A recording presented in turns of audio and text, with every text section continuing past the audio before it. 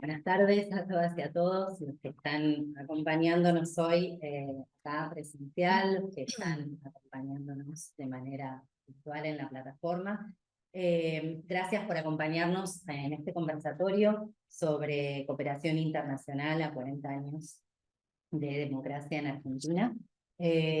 Nos acompañan en el panel de hoy la embajadora, la doctora Sabina Federic, presidenta de la Agencia de Cooperación Internacional y Asistencia Humanitaria Cascos Blancos, el doctor Jorge Chediek, exdirector de la Oficina de las Naciones Unidas para la Cooperación Sur-Sur, la UNOS, y profesor visitante de la Universidad Católica Argentina, la doctora Valeria Giacchino, coordinadora de Política y Cooperación Internacional del Ministerio de las Mujeres, Políticas de Género y Diversidad Sexual de la provincia de Buenos Aires, Santiago Lombardi, que es colega, compañero, docente también del área de Relaciones Internacionales de Flaxo, que nos habla, Milena Herrero, que es investigador docente en la casa. Y bueno, y el objetivo de este conversatorio, con motivo de la conmemoración de los 40 años de democracia en Argentina, desde el área de Relaciones Internacionales, como saben, venimos desarrollando a lo largo del año una serie de actividades para reflexionar estas distintas agendas de vinculación internacional en Argentina a lo largo de estas 4 décadas, en los cambios que supuso, por supuesto, el regreso de la democracia que han marcado los distintos aspectos de la vida política y social del país, y uno de ellos es reflexionar justamente el rol, la cooperación internacional en Argentina en estos 40 años, el rol de Argentina como un actor cooperante de relevancia en el escenario regional y global durante este periodo. Todas estas cuestiones, además, marcadas tan fuertemente, por supuesto, por el contexto y la realidad política del país en estos tiempos, y que nos invitan, sin lugar a dudas, a reflexionar también la importancia de la democracia, los procesos participativos, y de debatir estas agendas también futuras frente a los desafíos que enfrentamos en el presente.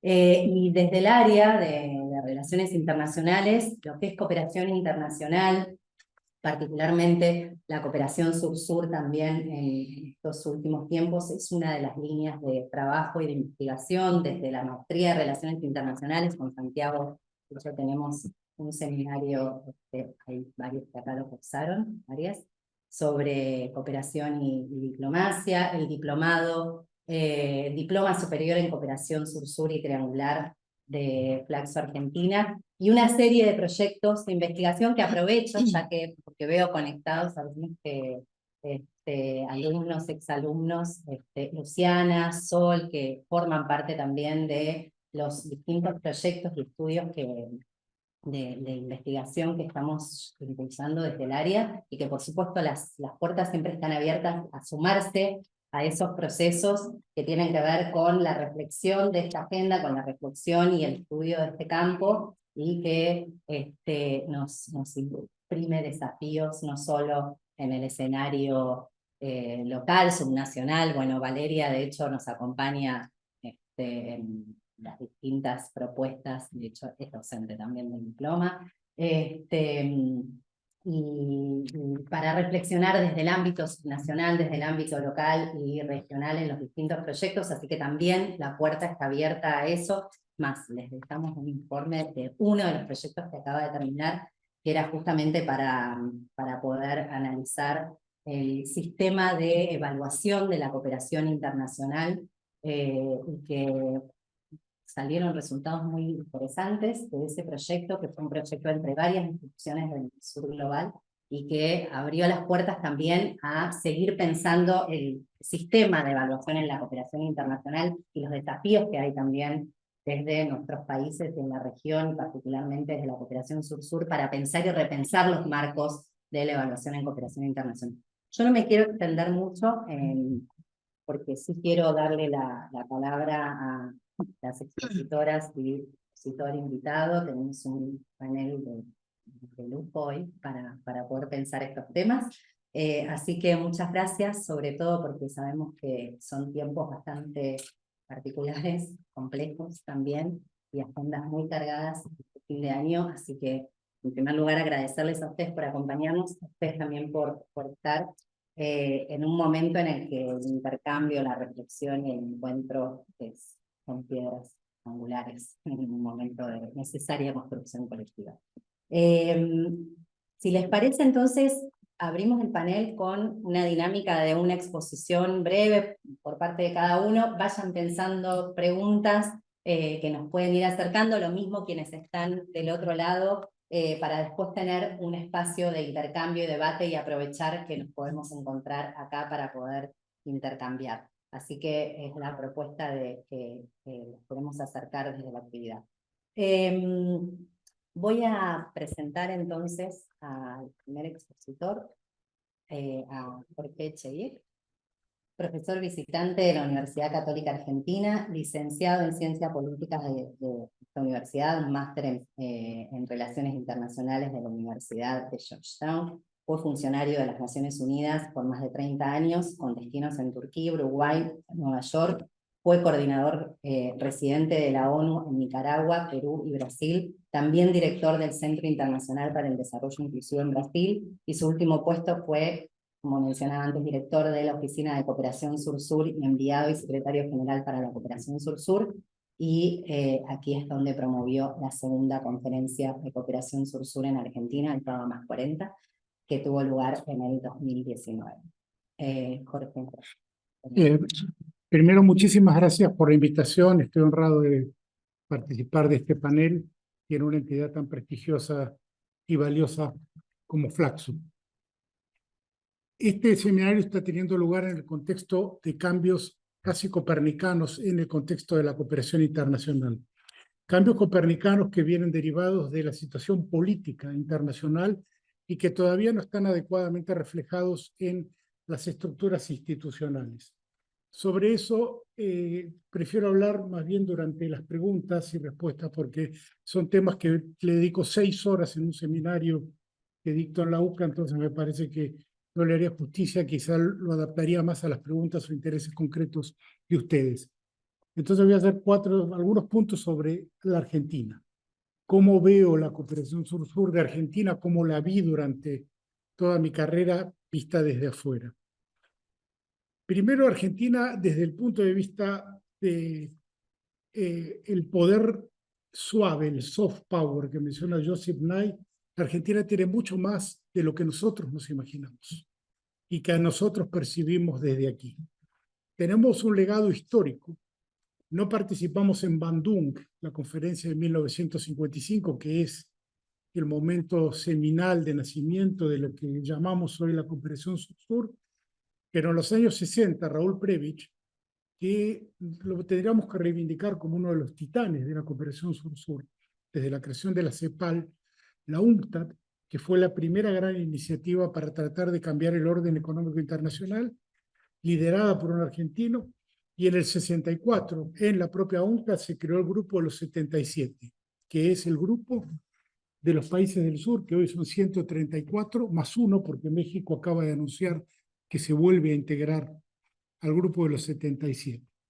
A eso le tenemos que sumar también que fuimos sede en 1978 de la primera conferencia de cooperación sur-sur en el Teatro San Martín, aquí a 5 cuadras, que generó el Plan de Acción de Buenos Aires, que es el documento seminal de base de todo lo que es la cooperación sur-sur.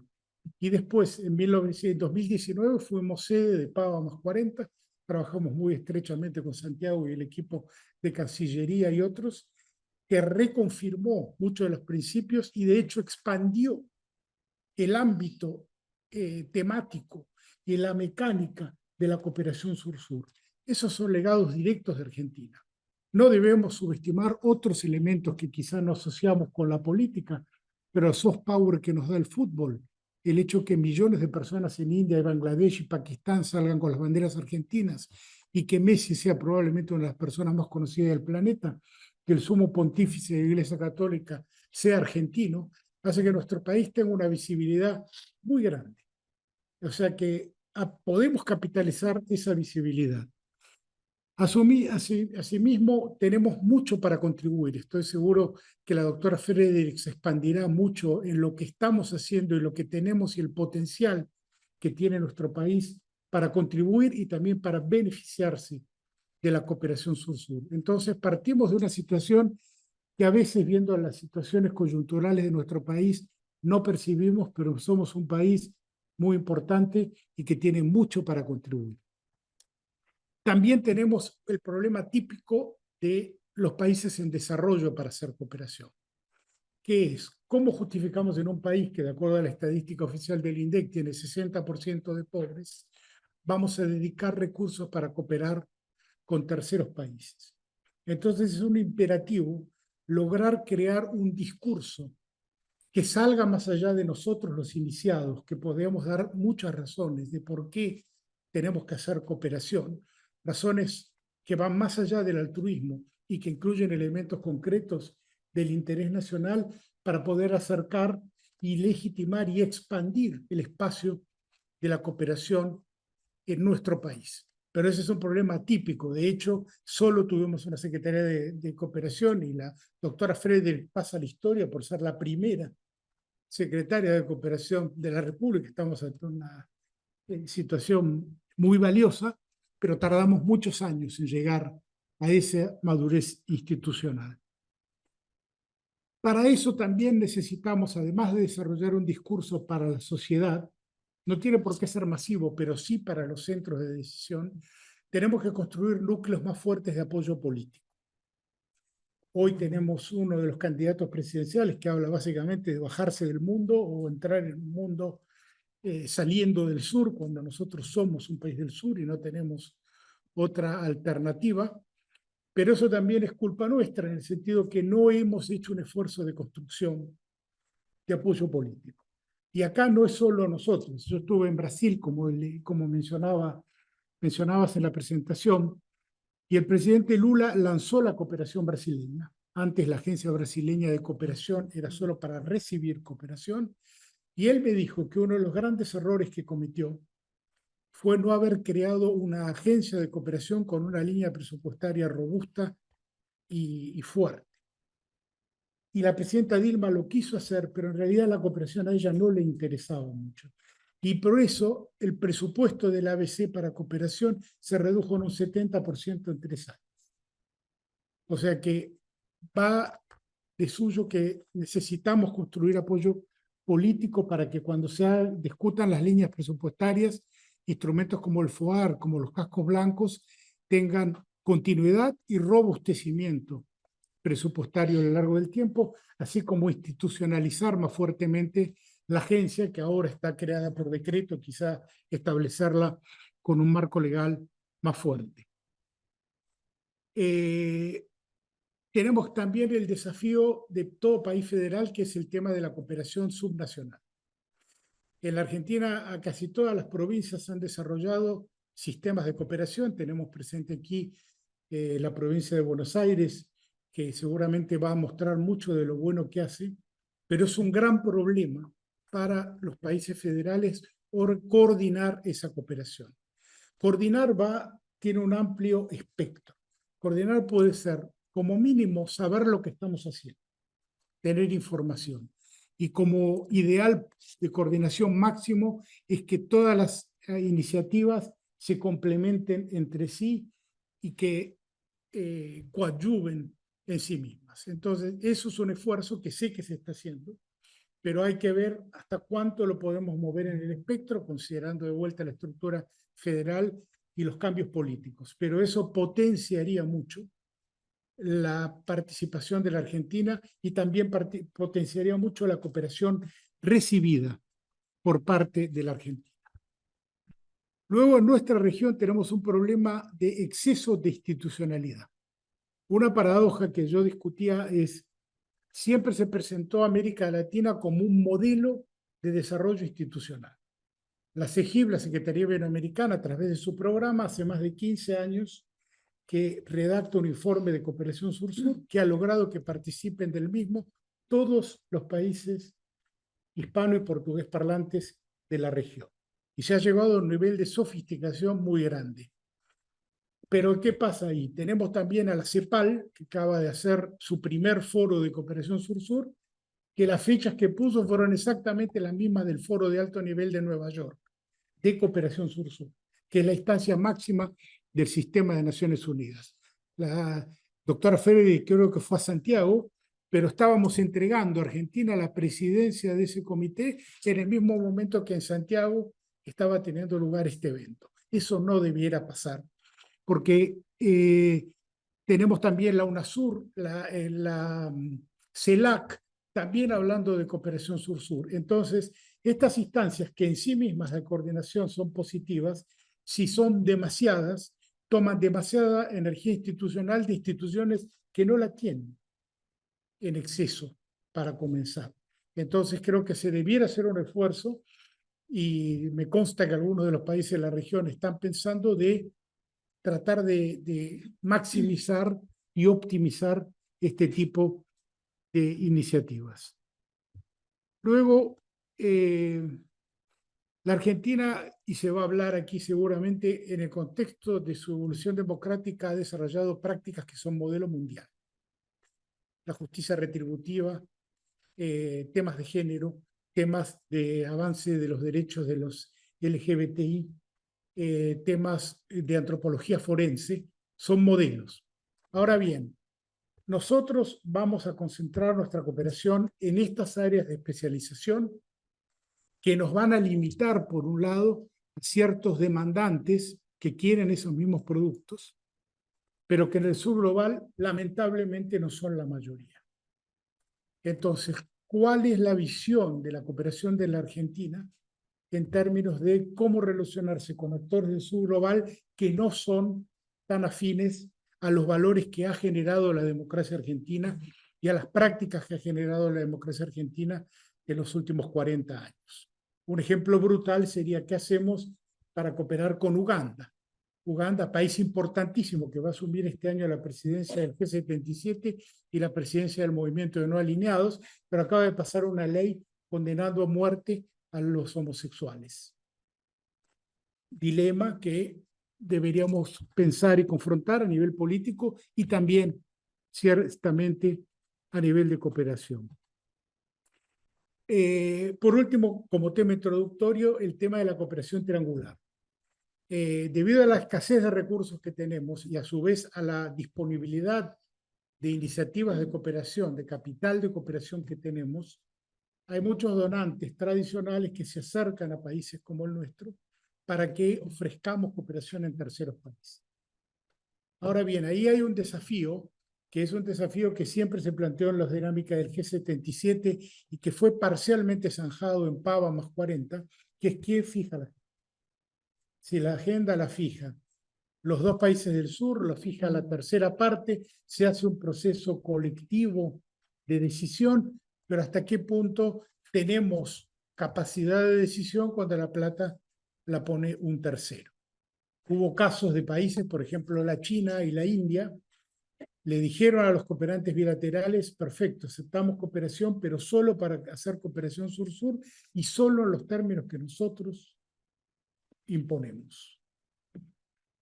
¿Lo podemos hacer o vamos a llegar a esa etapa? Todavía creo que nos cuesta. Entonces yo quería terminar esta introducción, como les decía, no voy a hablar ahora del gran tema de qué está pasando en toda la arquitectura de cooperación global, diciendo que como argentinos creo que debemos estar todos muy orgullosos de lo que nuestro país ha contribuido y puede contribuir en términos de la cooperación con otros países de desarrollo. Sería mejor si se pudiera articular una política de Estado continuada, de política exterior, que por un lado ha continuado. Recuerden que el FOAR lo creó el presidente Alfonsín, los cascos blancos los creó el presidente Menem y están todavía en existencia, pero quizá haría falta una visión de más largo plazo y, como decía antes, con más compra política por parte de los actores. Quizá en ese sentido podría ser bueno crear un consejo asesor de la Secretaría o un consejo de notables con participantes de los políticos. Iniciativas hay muchas posibilidades de hacerlo, pero Digo que si no tenemos ese consenso político basado en mi experiencia internacional, la cooperación va a tener dificultades de continuidad. Gracias. Muchísimas gracias, Jorge, por tu exposición. Si les parece, continuamos con el panel, así después hacemos una ronda de intercambio y de debate. Voy a pasarle la palabra a Valeria Giacchino. Gracias de nuevo, Valeria, por acompañarnos hoy. Valeria es licenciada en Sociología por la Universidad de Buenos Aires, es magíster en Cooperación Internacional por la Universidad Nacional de San Martín. Actualmente se desempeña como coordinadora de Política y Cooperación Internacional del Ministerio de las Mujeres, Políticas de Género y Diversidad Sexual de la provincia de Buenos Aires. Entre los años 2020 y 2021 fue directora provincial de Planeamiento y Cooperación Internacional de la provincia de Buenos Aires. Entre 2010 y 2020 se desempeñó en el Ministerio de Relaciones Exteriores, Comercio Internacional y Culto de la República Argentina en el marco de la Dirección General de Cooperación Internacional y la Dirección de Asuntos Políticos del Mercosur. Ha sido consultora en temas de cooperación internacional para organismos internacionales. Es docente especializada en temas de cooperación internacional y desarrollo de la Casa, lo voy a decir primero, y de la Universidad Nacional de José de Paz. Gracias. Bueno, Valeria. muchas gracias, Belén. Buenas tardes a todos y todas. Es un gusto para mí estar acá. Le agradezco a Belén y a Santiago por la cordial invitación. Para mí, la verdad que es un honor también estar justo que en el medio, además, de estos dos referentes tan importantes en esta temática. La verdad que cuando Belén, charlamos y me hizo la invitación con esta consigna, ¿no?, de pensar la cooperación internacional a 40 años de la democracia, rápidamente me interpeló, sobre todo por los tiempos, ¿no?, que estamos viviendo, y que, como sabemos, estamos a horas de una elección determinante para el futuro de nuestro país. Y entonces pensaba el vínculo, ¿no?, en estos días que venía pensando en qué ideas compartir, y también les agradezco por el interés y estar acá para escucharnos y compartir algunas reflexiones. Voy a decepcionar a Jorge, no voy a hablar ahora en esta primera parte de la cooperación descentralizada y la cooperación en la provincia de Buenos Aires, pero sí quiero hablar un poco de la democracia y de la cooperación internacional. Y cuando hablamos de los 40 años de democracia, no puedo dejar de pensar y hacer autorreferencia de que yo nací el 31 de marzo de 1982, 2 días antes de la Guerra de las Malvinas, con lo cual mi vida transcurrió 40 años en democracia, ¿no? Ayer escuchaba hablar en algún cierre de campaña, hablando del desierto de los 40 años, y yo creo que lejos de ser un desierto, estos 40 años han sido 40 años de conquistas, de ampliación de derechos, donde hemos, ni hablar de la cooperación, ¿no?, pero hemos estado lejos de ser un desierto, y sobre todo en algunos periodos históricos que luego me voy a detener. Pero sí es importante hablar de democracia en estos momentos donde estamos ante el avance de agendas que plantean retrocesos, agendas negacionistas, que plantean que el periodo exactamente anterior a la conquista de la democracia hubo una guerra y se cometieron excesos, en vez de hablar de terrorismo de Estado y de 30.000 detenidos desaparecidos. Entonces me parece que pensar en la democracia es una necesidad y es una obligación que tenemos, también con la conciencia de los déficits y de lo que ha dejado de ser nuestra democracia, de lo que ha dejado de representar, de las demandas que ha dejado de responder, y la conciencia que debemos tomar en ese sentido.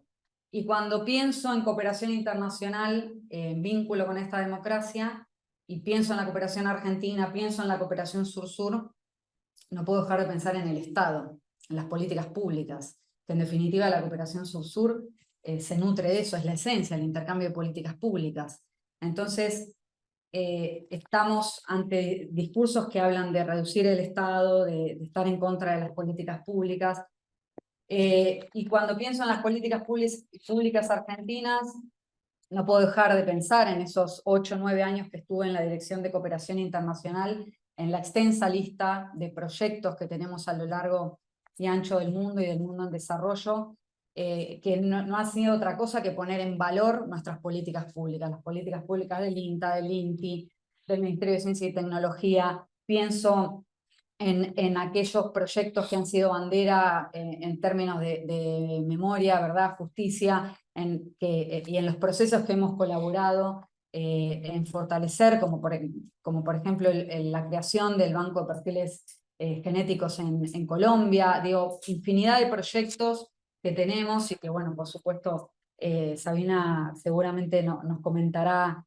algo de eso, y que ella tiene la enorme responsabilidad y hoy de estar al frente de la primera agencia, ¿no?, de cooperación internacional y asistencia humanitaria en nuestro país. Pero políticas públicas que han sido nuestro orgullo, han sido bandera y han sido enormemente reconocidas a nivel internacional. Entonces pienso y me pregunto cómo podríamos pensar en la cooperación internacional sin Estado, ¿no? Porque en definitiva es una contradicción. Cuando uno mira la evolución que ha tenido la cooperación argentina y la cooperación sur-sur en nuestra región, vemos que los momentos de mayor auge de la cooperación han sido los momentos que tuvimos más Estado, no los que tuvimos menos Estado. Y esto no lo digo yo desde un lugar ideológico determinado.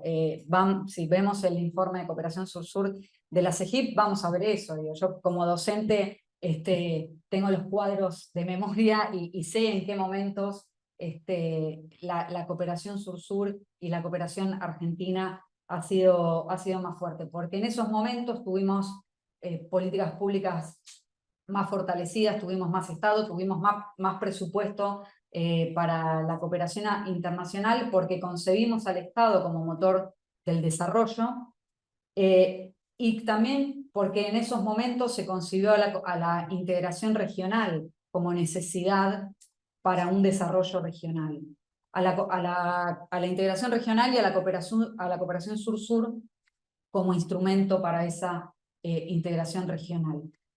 Si miramos los modelos de desarrollo de estas 4 décadas, pero también del siglo XX y el siglo XXI, también podemos hacer esa comparación, no mirando la cooperación, pero sí la política exterior, y vamos a ver que la diferencia en los momentos que tuvimos más o menos Estado, eso se cristalizó en el tipo de inserción que tuvo la Argentina en el mundo. Si fuimos más soberanos, si fuimos más dependientes o más independientes. Eso se cristaliza perfectamente, y en los momentos que hubo más Estado, que fuimos más independientes, más soberanos, también fueron los momentos en que pudimos decir, por ejemplo, no al ALCA, que pudimos profundizar la integración, que pudimos crear nuevos instrumentos y mecanismos de integración regional. Y en ese marco el rol que tuvo la Argentina, bueno, ha sido realmente de un rol muy relevante. Fuimos varios años, muchos años, estuvimos entre los primeros oferentes de cooperación internacional, hemos contribuido, como decía hace un momento, en el proceso de desarrollo de muchos países del sur global, hemos contribuido en el fortalecimiento de políticas públicas de muchos países a lo largo y ancho del sur global, así como muchos de esos países han contribuido con nuestros procesos de desarrollo en amplias temáticas: derechos humanos, género, desarrollo agrario, salud, educación, etcétera, etcétera.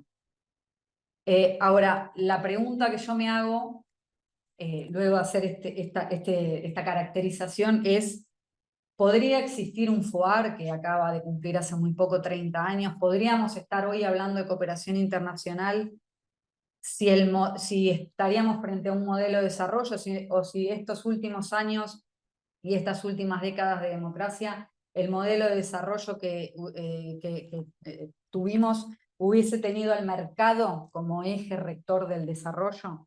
Y ahí les propongo entonces pensar en un ejercicio. Pensemos en los principios y valores que tiene la cooperación sur-sur: solidaridad, horizontalidad, beneficio mutuo, no injerencia en los asuntos internos, respeto a la soberanía, y reemplacémoslo por la rentabilidad. ¿Podríamos en 10 años, en 20 años, en 40 años volver a sentarnos acá y hablar de cooperación si en horas nuestro país y nuestro Estado se convierte en eso, en pensar en términos de qué es rentable y qué no? Yo creo que no. Podríamos en 10, 20 años mirar para atrás y estar orgullosos y orgullosas de la cooperación y los proyectos que ha llevado adelante nuestro país, desde un enfoque, desde un Estado que niega el cambio climático, que niega la violencia de género. Yo creo que no. Entonces, creo que tenemos enormes desafíos en términos de fortalecer nuestra cooperación, hacerla más federal, fortalecerla en términos presupuestarios, pero nada de eso puede ser posible sin democracia y sin un Estado presente, sin un Estado presente que aporte, que apueste y fortalezca las políticas públicas. Para terminar, no, ni tomé el tiempo, me puse a hablar, pero sí pensando saliendo un poquito del patio, de la casa chica, digamos, y pensando un poco en términos globales, esta discusión no termina en nuestras fronteras, me parece que es una discusión global. Creo que el mundo que emerge de la pandemia no es el mundo que aparecían en los papers, que aparecían en los primeros meses de la pandemia, que íbamos a hacer todos, nos íbamos a abrazar y el mundo iba a ser hermosamente solidario. Claramente estamos ante un mundo más cruel. Un mundo que, digo, ponemos la tele y todos los días hay una nueva guerra.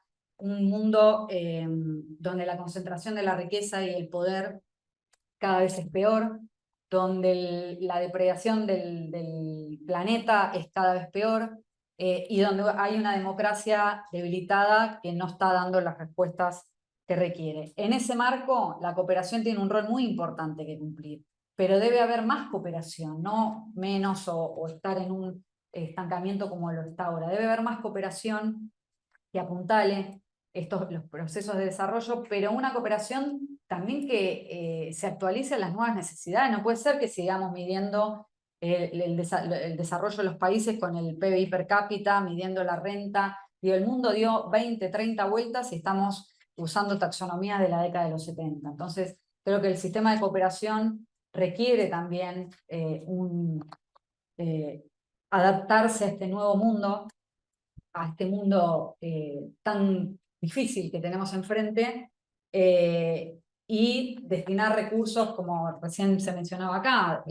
Argentina es un país de renta media alta, pero tiene el 40% de pobres. Bueno, por supuesto que el problema ahora no es no estamos hablando de pobreza de países pobres, sino el gran problema hoy es la desigualdad. Bueno, necesitamos una cooperación que mire esos problemas y que pueda ser capaz de dar respuesta a esos problemas, que quizás no son los problemas de hace 30, 40 años, pero son problemas que se deben afrontar, se deben dar respuestas justamente en pos de fortalecer la democracia, en pos de fortalecer los procesos de paz, y en detrimento, por supuesto, de las guerras que hoy tenemos, que lamentablemente tenemos enfrente. Así que bueno, dejo por acá y luego continuamos en el intercambio. Gracias. Gracias, Valeria. Bueno, gracias de nuevo por la exposición. Le voy a dar la palabra ahora a la doctora Sabina Frederick. Sabina se graduó en Antropología Sociocultural en la UBA, se doctoró en Antropología Social por la Universidad de los Países Bajos, es profesora e investigadora independiente de la Universidad Nacional de Quilmes y del Consejo Nacional de Investigaciones Científicas y Técnicas, CONCET, su tema de investigación.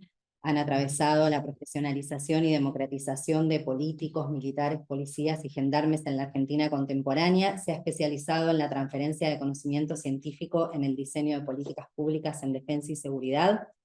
Fue ministra de Seguridad de la Nación del 2019 al 2021 y subsecretaria de Formación del Ministerio de Defensa desde el 2009 al 2011. Se desempeñó como directora del doctorado en Ciencias Sociales y Humanas de la Universidad Nacional de Quilmes entre el 2012 y 2015, y desde el 2021 es presidenta de la Agencia de Cooperación Internacional y Asistencia Humanitaria Cascos Blancos del Ministerio de Relaciones Exteriores, Comercio Internacional y Cultura. Ha dado conferencias, cursos en universidades de Argentina, de México, de Francia, Estados Unidos, publicó diversos artículos y revistas científicas nacionales y extranjeras y en diversos medios de divulgación periodística. En el 2014 además recibió el Premio Nacional de Cultura al Ensayo Antropológico por las trampas del pasado, las Fuerzas Armadas y su integración al Estado Democrático en Argentina, de la editorial Fondo de Cultura Económica en el 2013. Y su último libro es La Gendarmería desde adentro, de Centinelas de la Patria al trabajo en los barrios, y cuáles son sus verdaderas funciones en el siglo XXI, de la editorial siglo XXI. Gracias, Sabina, por estar. Muchísimas gracias. Bueno, como se ve en el currículum, los expertos son ellos dos. Pero bueno, a mí me tocó asumir la presidencia primero de campo, después dar luz a esta idea que existía desde hacía mucho tiempo en la Cancillería, que, bueno, era una propuesta que habían tenido muchos funcionarios diplomáticos, y no se había concretado, y finalmente el presidente Alberto Fernández lo creó. Esto ahora agradezco mucho la invitación. La verdad que es un día raro para ponerse a hablar de democracia, por lo que planteó también Valeria. Pero bueno, lo que va surgiendo, colegas, creo que son temas centrales, ¿no? De lo que me toca a mí, que es gestionar hoy la cooperación a través de esta agencia. Quiero empezar por decir que cuando se crea la agencia, que fue en marzo del 2022, lo que automáticamente ocurrió es que se generó una gran expectativa entre todos los actores de la cooperación, tanto en nuestro país, expertos, exfuncionarios, y también en el exterior, ¿no? No sé, todos, digamos, todos, sea CEGIP, los cooperantes, esos cooperantes de Francia, Japón, bueno, América Latina, por supuesto, Brasil sobre todo, y aún estaba en el gobierno de Bolsonaro. Y eso principalmente de lo que habla es de el liderazgo que la Argentina supo tener, y creo que tiene todavía, en cooperación sur-sur. Y ese liderazgo, bueno, la responsabilidad principal nuestra, del canciller, por supuesto Cafiero, que tomó también por autor de la iniciativa, y la nuestra, digamos, a cargo de la agencia, del área de cooperación, que se elevó en su jerarquía, porque pasó de Dirección General a Dirección Nacional, y porque pasó a depender directamente del canciller. Antes el área de cooperación dependía del vicecanciller y tuvo otros movimientos en el pasado.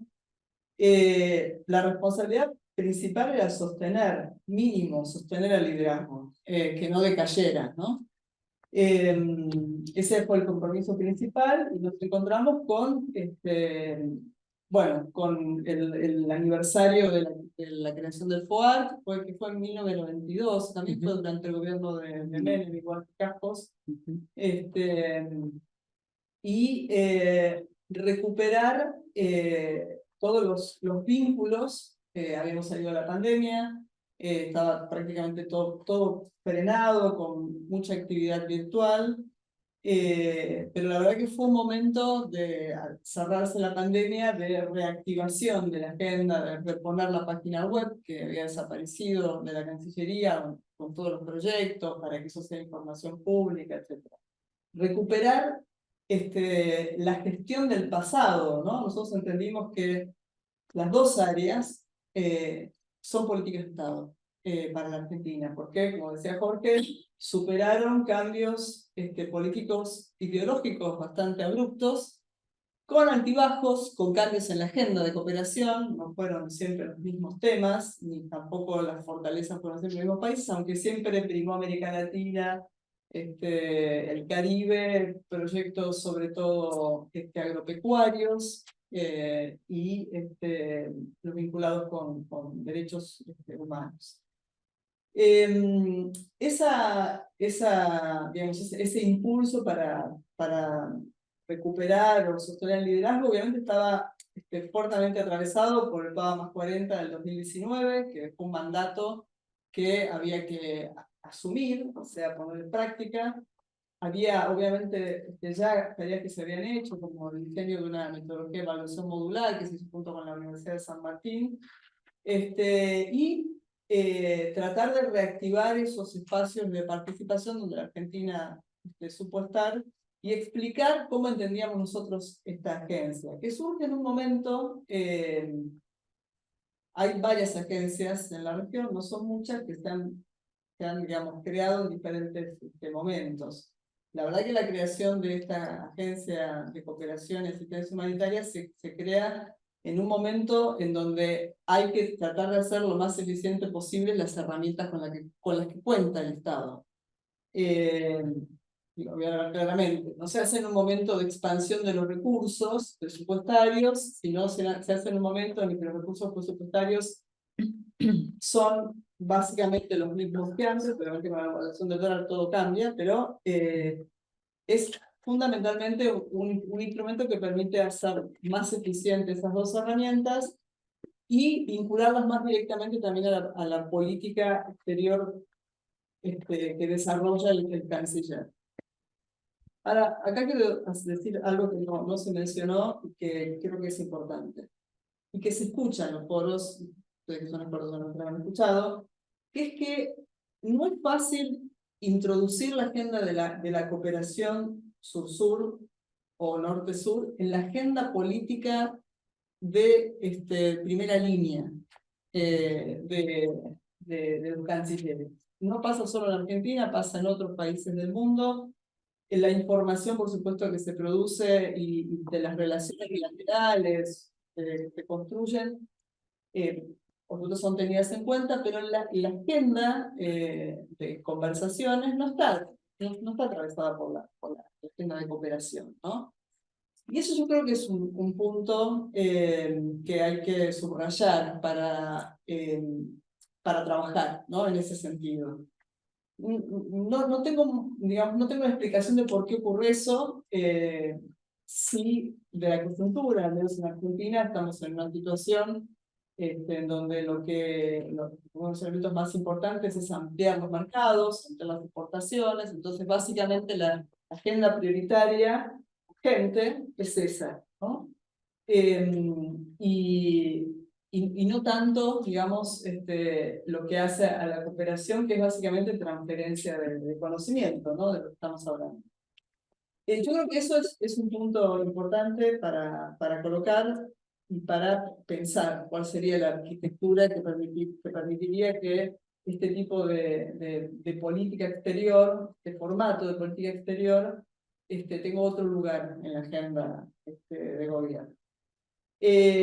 Por supuesto que esto no significa que no se habilite, ¿no?, la expansión. Nosotros tenemos de parte de nuestro canciller las puertas abiertas para ampliar, por supuesto alineándonos a los intereses de la Argentina. No es que eso cierre las puertas, pero sería muy diferente si ocupara otro lugar en la agenda. Pocas veces en las reuniones bilaterales del canciller se habla de un proyecto concreto de un país, de nuestro país con otro país, pocas veces. Nosotros también lo que detectamos es una cierta inercia en la temática, y esa inercia es buena, y retomo algo de lo que decía Valeria que me parece importante, que es,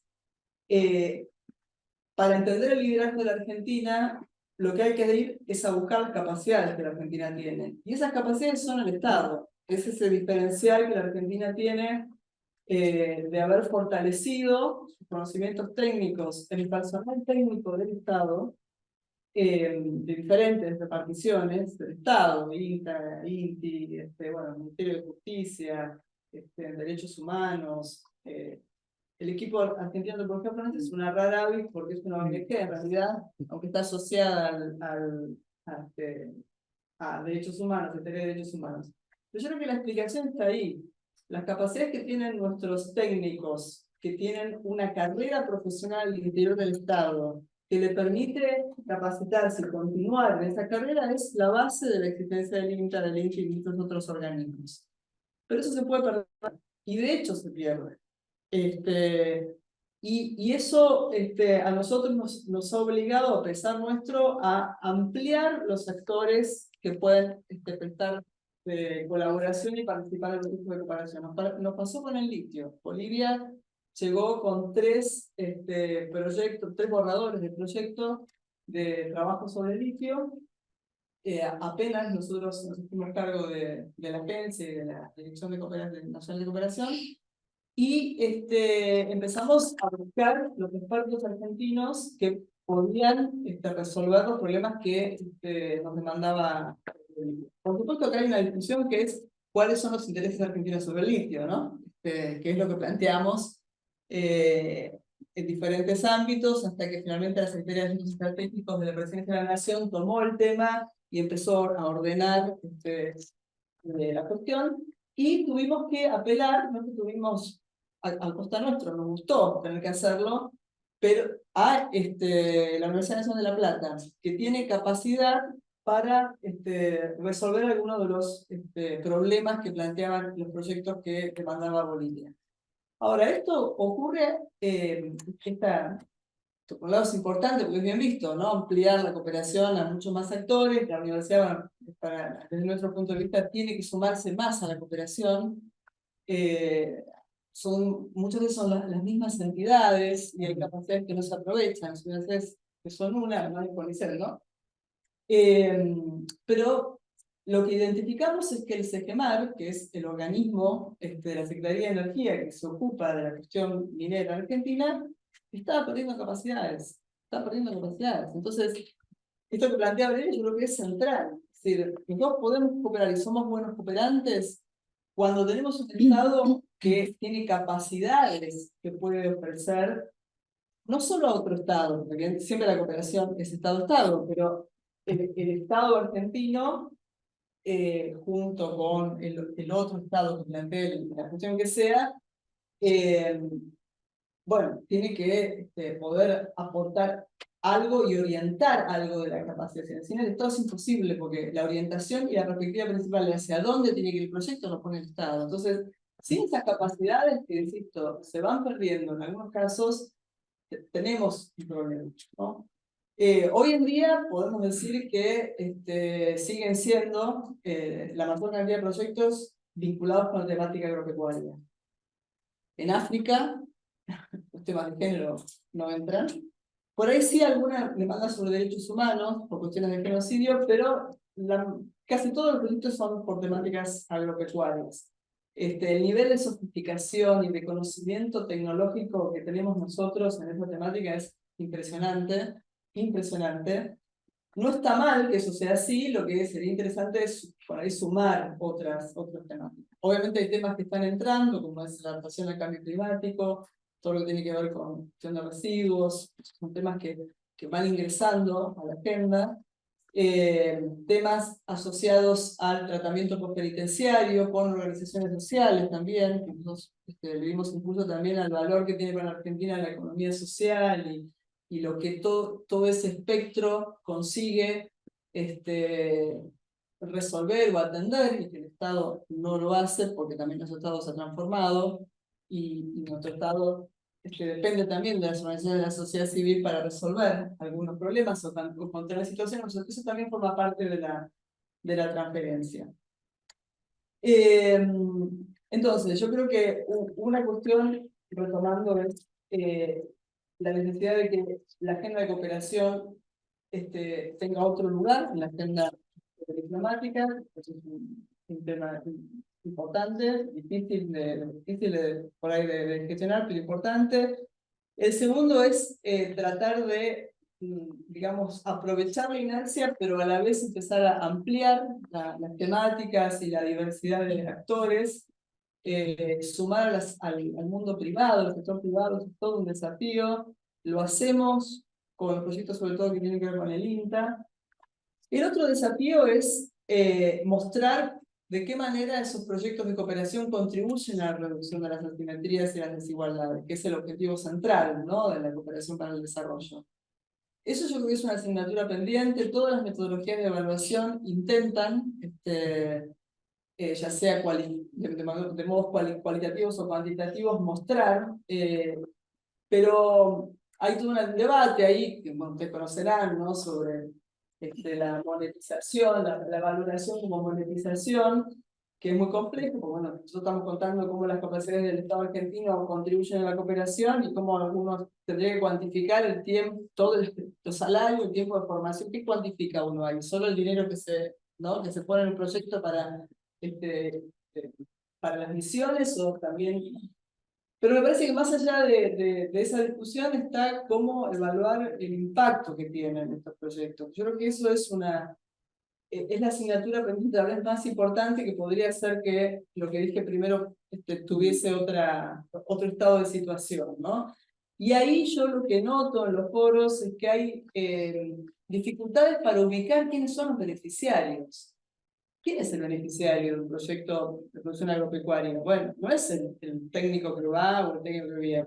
Lo que hay que hacer es imaginar cuál es el impacto sobre las poblaciones a partir del uso de determinadas tecnologías o de la resolución de determinados problemas. Pero eso está ausente del análisis de la cooperación, tal vez sea muy difícil de hacer, pero viniendo de donde vengo, ¿no? De la antropología y de las ciencias sociales, yo creo que es algo que hay que empezar a poner sobre la mesa también para correrse de ese debate que yo creo que es empobrecedor, donde la cooperación, digamos, los países que puedan recibir cooperación son aquellos que tienen renta baja, ¿no? Únicamente.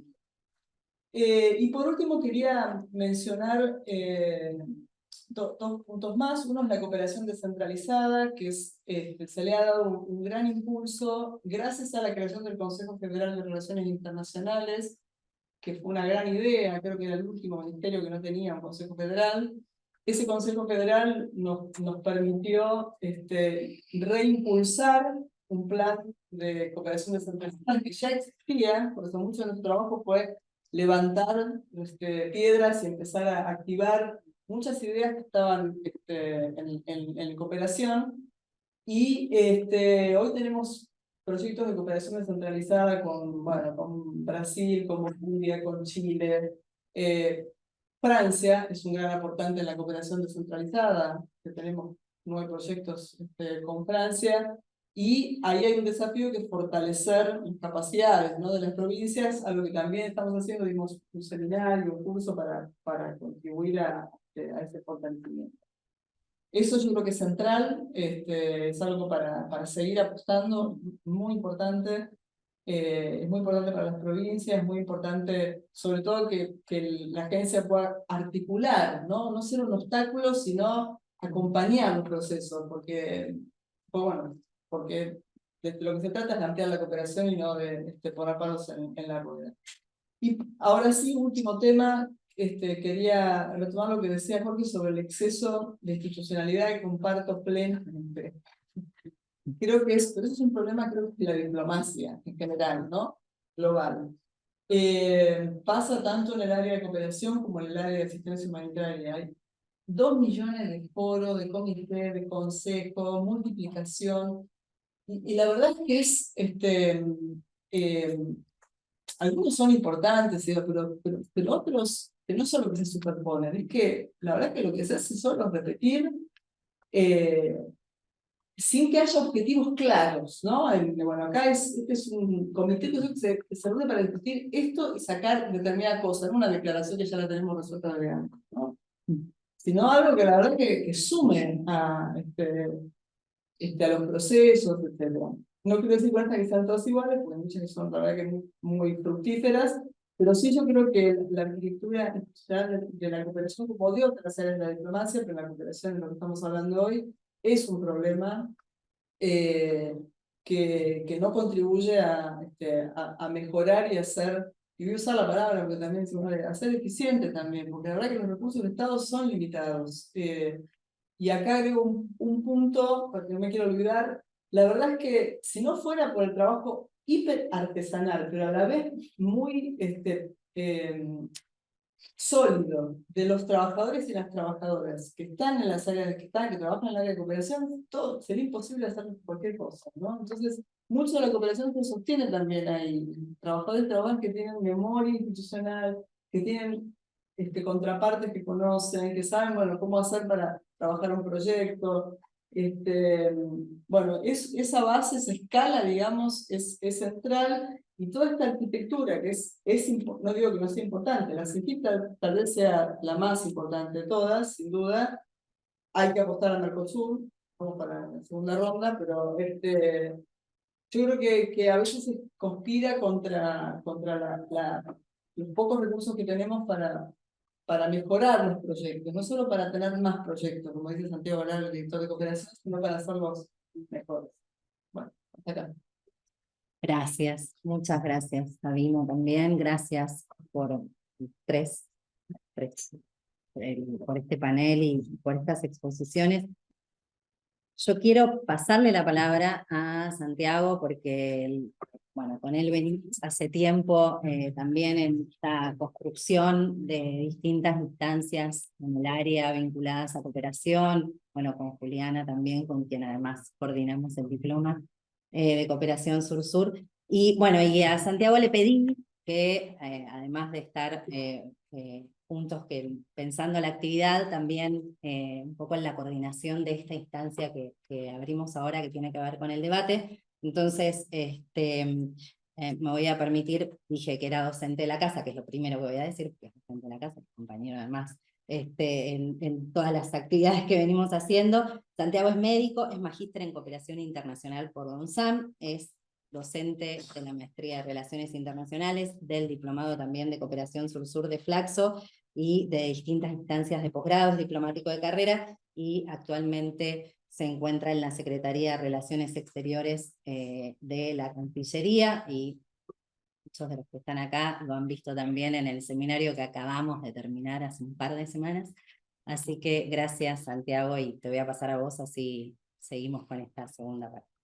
Gracias. Gracias, Jorge. Y una honra tener el panel para también cerrar no solamente el ciclo de charlas de 40 años de democracia, sino también un corolario de las cursadas que desarrollamos en este semestre y que nos habrán dado también elementos para dar contexto a las reflexiones con tenemos en esta tarde. Voy a ser muy breve, voy a hacer 3 preguntas dirigidas para poder dar espacio al auditorio, aprovechando también cómo fueron preanunciando que el repertorio se guardaban para el segundo bloque.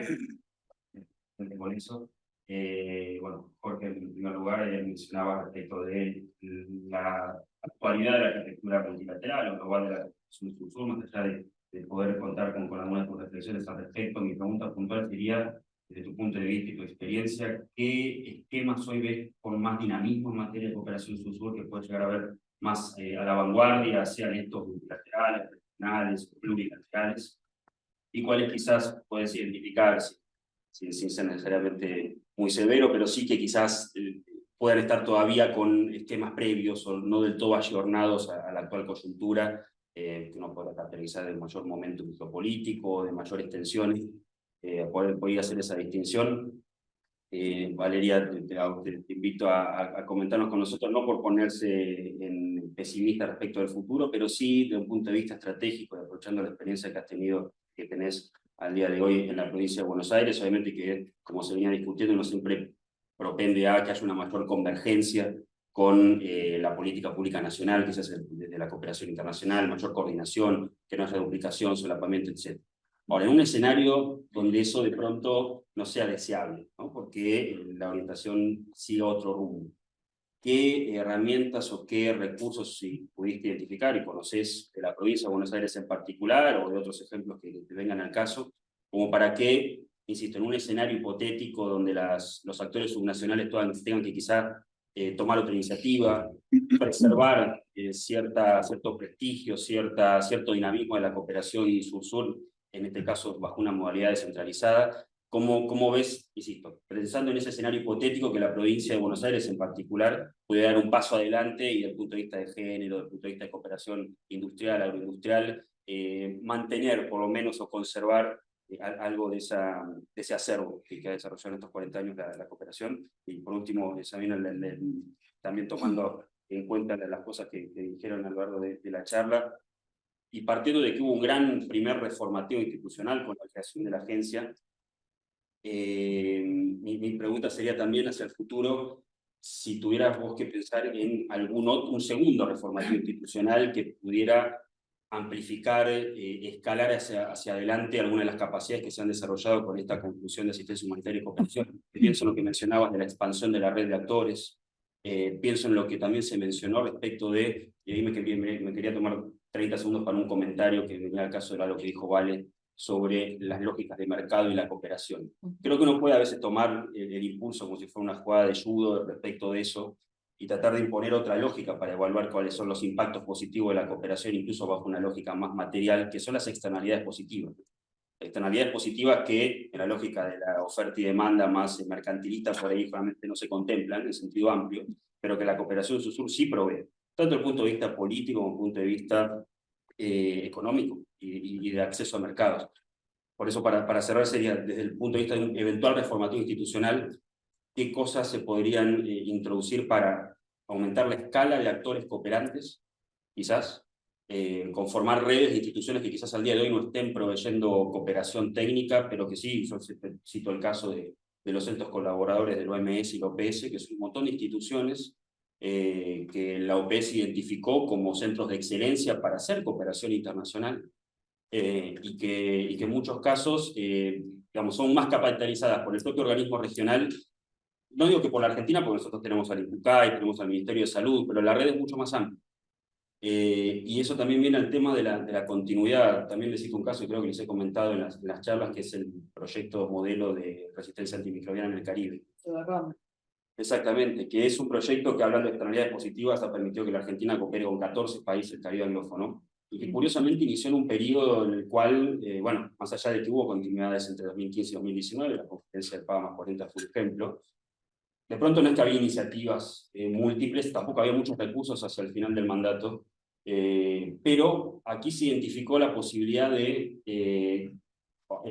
implementar un esquema triangular junto con la OPS y darle un volumen y una dinámica tal que pudiera servir para realizar acciones de cooperación con 14 países.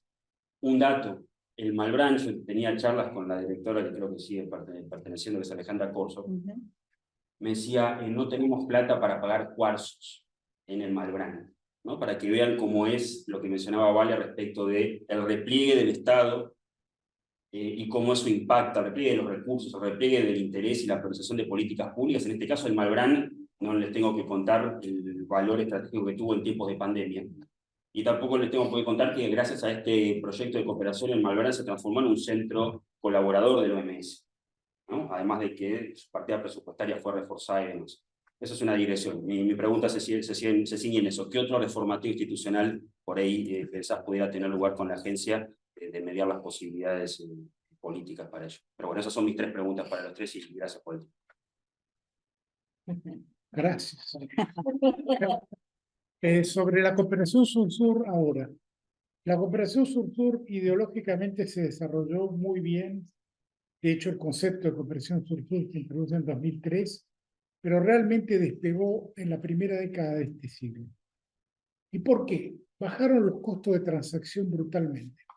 Mi primer trabajo, cuando yo entré a la ONU en 1990, siglo pasado, o si estabas en la primaria, era organizar en Turquía una lista de las entidades que tenían capacidad de cooperación.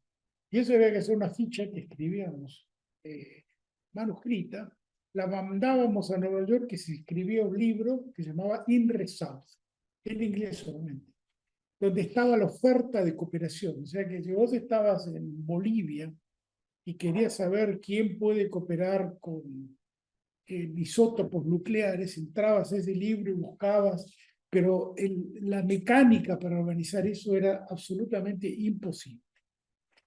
Hoy se bajaron esos costos de transacción y básicamente entrando en la red, y muchas de las entidades del sur tienen la capacidad para mostrar y hacer disponible su oferta.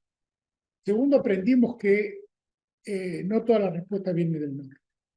El paradigma de desarrollo era antes copiemos al norte, y el ideal era llegar a ser, como está diciendo un candidato, en 25 años como España. No, queremos ser en 25 años como Argentina posible, no como España. Y descubrimos que otra gente estaba atendiendo problemas de una manera que era más relevante de lo que nos estaban diciendo los del norte, que a su vez perdieron capacidad de intermediación. Yo auspiciado, cuando estaba en la Oficina de Cooperación Sur-Sur, el proceso DELI, que es organizado por el RIS, que es el think tank de Cancillería India, y había 50 think tanks del sur, reales, no sellos de uno, que producían pensamiento del sur, Y eso, siempre lo digo cuando iba a esos eventos, era imposible conseguirlo hace 10 años, sí a 10 años. Porque si había una reunión de pensadores del sur, se hacía en Londres o en París o en La Haya, pero no se iba a hacer en el sur. Entonces, ese cambio fue notable. Luego tuvimos grandes éxitos en eso. El más paradigmático es China, que a partir de su proceso de apertura y reforma lanzado en 1978, el mismo año de la primera conferencia de cooperación sur-sur, creció 100 veces su PIB, sacó 700 millones de personas de la pobreza y hoy va camino a convertirse en la primera economía del mundo. Y no solo China, hay muchos países del sur, si bien se pueden contar con los dedos de la mano los países del sur que se convirtieron en países ricos, hay cada vez más países del sur que van ascendiendo. Y luego están también comprometidos con cooperar. O sea, lo que decía la doctora Frederick, que es difícil movilizar y que es difícil conseguir recursos, algunos países, a partir de decisiones políticas o geopolíticas o geoestratégicas, sí pusieron. La India, país que uno asocia con pobreza y realmente la tiene 7.000 millones de dólares por año de cooperación. Los países árabes que tienen mucho dinero, el fondo de Kuwait desembolsó 2.300 millones de dólares hace 2 años. O sea, estamos hablando de cifras comparables en muchos casos a los de la OECD. La OECD el año pasado desembolsó 100.000 millones de dólares, que es mucha plata, pero primero hay mucho doble cuenta, etc. Y ya el volumen de la cooperación sur-sur está cada vez más alto relativo a ese volumen de los países ricos y a su vez es mucho más barato.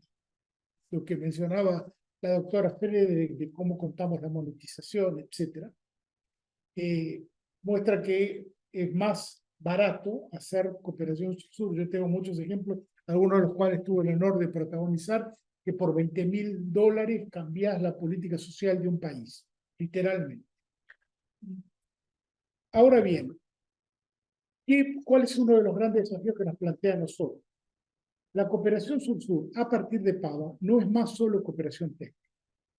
La PAVA original de 78, el Plan de Acción de Buenos Aires, era cooperación técnica. La cooperación económica iba por otro camino paralelo. A partir de 2004 se fusionan y PAVA, más 40, incorpora primero actores, gobiernos subnacionales, academia, ONGs, think tanks, sector privado, fundaciones, todos ellos se convierten en actores legítimos de la cooperación sur-sur. Y aparte de la cooperación técnica tenemos cooperación económica, finanzas, comercio, tecnología, infraestructura. O sea que ahora podemos cooperar todos en todo en el sur. Que ese es un desafío que tenemos que tener aquí en nuestra arquitectura institucional, de cómo acomodar, ya tenemos algunos actores como por ejemplo los locales, pero cómo incorporar la dimensión económica de la cooperación. Incluye créditos blandos, incluye la construcción de un puente binacional, incluye financiar una ruta en un país vecino para permitir mayor integración al mercado, etcétera, etcétera. Ahora bien, estos días, hoy está terminando en China el foro de la Franja y la Red. 130 países participan.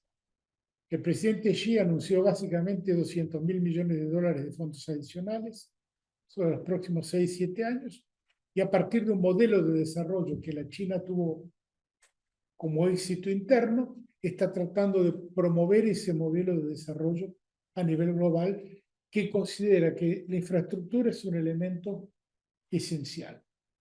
La mala noticia es que los países del norte están queriendo bloquear esta iniciativa. De hecho, un gran logro aparentemente fue lograr que Italia se salga del Belt and Road, uno de los países que había entrado, el único de la Unión Europea, no, realmente, perdón, corrijo, Hungría es parte todavía. Pero esta iniciativa está cambiando la geografía económica del mundo y viene desde el sur, y debemos pensar que complementada con otras iniciativas del sur, puede ser un fenómeno para complementar la del norte, porque la cooperación sur-sur nunca debe ser considerada como un reemplazo de la del sur, de la del norte-sur, por razones históricas, los países del norte deben seguir apoyando a los países en desarrollo. Mucha de su riqueza se construyó a partir del colonialismo, la esclavitud, la explotación de los países del sur, y eso lo tienen que recompensar. Lo mismo en términos climáticos, por eso se habla de responsabilidades comunes pero diferenciadas, porque los países del norte fueron los que más se beneficiaron con la quema del dióxido de carbono que hoy está en la atmósfera. Entonces estamos en un momento de gran efervescencia. Está África, que era el continente olvidado, acaba de lanzar una zona de libre comercio, la lanzó hace 3 años, para completarla de acá a 10 años. Están hablando de una moneda común. ASEAN, la Asociación de los Países del Asia, del sur de Asia, están también hablando de un proceso de integración masivo, que ahí hay una competencia entre India y China, y entre India, China y Estados Unidos, a ver cómo se realiza ese proceso, pero realmente está cambiando la geografía económica del mundo, y en ese contexto está cambiando la arquitectura de la cooperación internacional. Y ese es un desafío para nosotros, para países como nosotros, que estamos acostumbrados a trabajar más con los parámetros tradicionales, cooperación técnica, cooperación financiada por donantes o cooperación trilateral apoyada por donantes, y no poder pensar en grande, muchas veces por las limitaciones que tenemos, para pensar toda este menú de cooperación internacional sur-sur que se ha legitimado, y les cuento que no estaba legitimado hasta PAO. El 2000, si vos le hablabas a un gobierno del G77 o al G77 orgánico en 2018 de incluir a todos estos actores y todos estos temas, te sacaban los ojos. Este es un tributo a la diplomacia argentina, entre ellos Santiago aquí presente y otros actores que lograron la expansión de esa agenda. Entonces, en esa nueva arquitectura internacional, tenemos que construir, como decía muy bien la doctora Frederick, y también las excelentes contribuciones que se están haciendo mencionadas por la doctora Giachino, pero las oportunidades que se están abriendo en un contexto geoestratégico muy complejo, porque esto no es gratis. Hay un comienzo de una nueva guerra fría en el mundo y la multipolaridad todavía no es una realidad. Realmente es una gran oportunidad para reconsiderar algunos de los elementos de nuestro relacionamiento con el mundo. Estoy tratando de resumir en 7 minutos algo que, como les digo, en mi curso llevo unas 10 horas esto, pero espero que tengan una idea de para dónde queremos ir. Corolario, punto final, estamos en un momento de gran oportunidad y de gran complejidad, aparte de las dimensiones internas que se mencionaban acá y que no necesitamos repetir, también desde afuera hacia adentro y hacia afuera hay mucho que se está moviendo en este preciso momento. Bueno,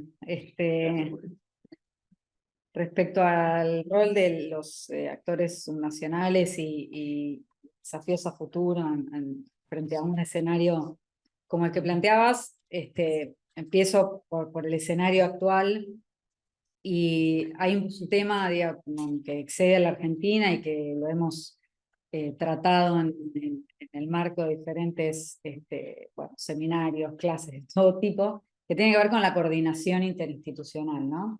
La coordinación de los gobiernos, de los puntos focales nacionales de cooperación con los puntos provinciales en los casos que existen, y dentro de las provincias con los distintos, las entidades sectoriales.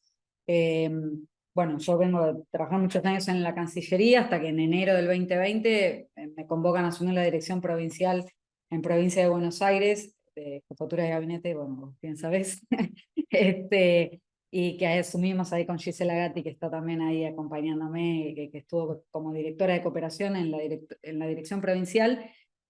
Y uno piensa en la provincia de Buenos Aires y dice, bueno, seguramente tendrá un andamiaje institucional con algún grado de robustez para la cooperación internacional, y la respuesta es no. digamos, no había nada, o sea, había acuerdos firmados históricos de los 90 con algunos países europeos y del 2014 en adelante varios con China, con distinta a nivel subnacional chino, ¿no? Porque en términos también de volumen, digo, cualquier provincia china para nosotros es un paraíso, digamos, ¿no? Y no había nada más. Además, sumo el componente que tiene la política a nivel subnacional, que también los cambios, como sabrán, los cambios también políticos cuando son un signo, digamos, tan opuesto, digamos, uno llega y muchas veces no tiene la institucionalidad o la memoria que quizá uno puede encontrar en la Cancillería Argentina. Entonces acá realmente uno se encuentra con suerte con algunos muebles en una oficina, ¿no? Y a partir de eso uno tiene que construir, entonces hay que hacer como lo táctico y lo estratégico al mismo tiempo. Tratar de vincularse con otros potenciales socios y al mismo tiempo dar a conocer que es la provincia, que no es la ciudad, digo, esas pequeñas cosas que uno tiene que salir a explicar, ¿no? Y al mismo tiempo construir instrumentos que le den institucionalidad al área de cooperación. Eso dentro de lo que es el área de cooperación general de la provincia. Imagínense en un área de cooperación de un ministerio sectorial como el que estoy ahora y el diálogo con los actores internacionales. Yo creo que ahí hay un problema a veces de retórica, de la narrativa, de la cooperación, que muchas veces, y por supuesto, digo, no es algo que no podemos negar, que a partir del PAGA +40 y en los distintos instrumentos internacionales, mismo desde el 2015 con la aprobación de la Agenda 2030, se incluyen actores, en particular me refiero a los actores subnacionales y a la importancia de la cooperación descentralizada, pero cuando uno va a buscar instrumentos para hacer cooperación descentralizada, son pocos. Como les digo, y estoy hablando desde la provincia de Buenos Aires, que tiene 17 millones de habitantes, que aporta el 35% del PBI de la Argentina, que tiene 300.000 kilómetros cuadrados. Imagínense si uno va a intentar hacer algo desde otro gobierno con otro tamaño, que igual se lo hacen, ¿no? Las provincias igual tienen una cierta actividad, ahora por otros temas laborales, me tocó estar en algunas provincias del norte grande, y las provincias tienen al menos la voluntad de vincularse internacionalmente. No saben quizá bien qué es la cooperación sur-sur, pero ven algo ahí como positivo.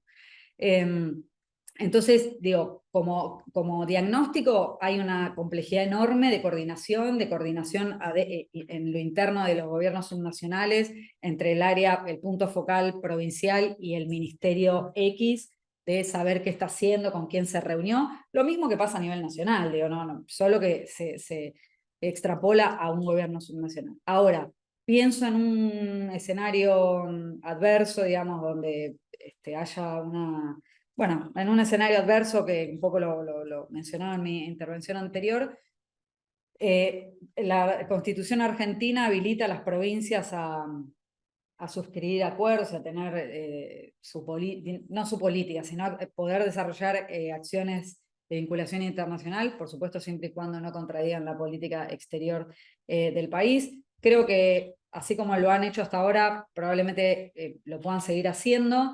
Creo que muchos organismos internacionales, el otro día hablaba con colegas de ONU Mujeres, nosotros trabajamos en el ministerio con la iniciativa Spotlight, que es una iniciativa de ONU Mujeres y, bueno, algunas agencias de Naciones Unidas, no solo ONU Mujeres y Unión Europea, y estaban preocupados porque, bueno, digo, en el eventual caso que tengamos un Estado negacionista en términos de la existencia de violencia de género, de brechas de género, bueno, ¿cómo trabaja un organismo como ONU Mujeres con un gobierno en un proyecto de esas características? Entonces me parece que ahí se van, ojalá que no, y que estemos hablando de otras cosas más positivas, pero ante un escenario de esas características creo que se van a abrir posibilidades, digamos, va a haber que crear nuevos canales, nuevos instrumentos para poder seguir trabajando y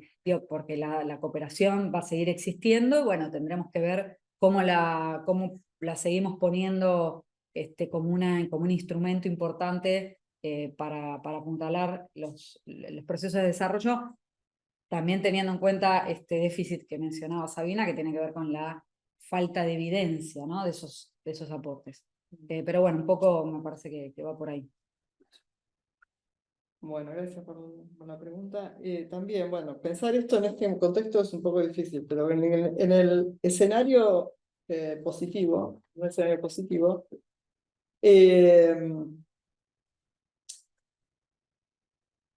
obviamente varía según la orientación política, ¿no? Y hay decisiones, como un poco lo que planteaba Jorge, que se toman de arriba para abajo. Entonces, articular o fusionar cooperación económica con cooperación técnica, que me parece interesante, es una decisión que ocurre en una escala que no está, diría, hasta por fuera de la Cancillería, ¿no? Esa decisión. Hoy, digamos, primeros 3 años de gobierno de este gobierno estuvieron en la Secretaría de Asuntos Estratégicos, hoy están en el Ministerio de Economía esos fondos. Y no hay articulación entre una cosa y otra. Entonces, y algunos ministerios inclusive tienen fondos que son más de cooperación económica y cooperación técnica, y que no tienen nada que ver con la agencia, ¿no? Hoy en día. Entonces, eso sería un desafío, al menos tener un ámbito donde uno pueda conocer, conversar, discutir y decidir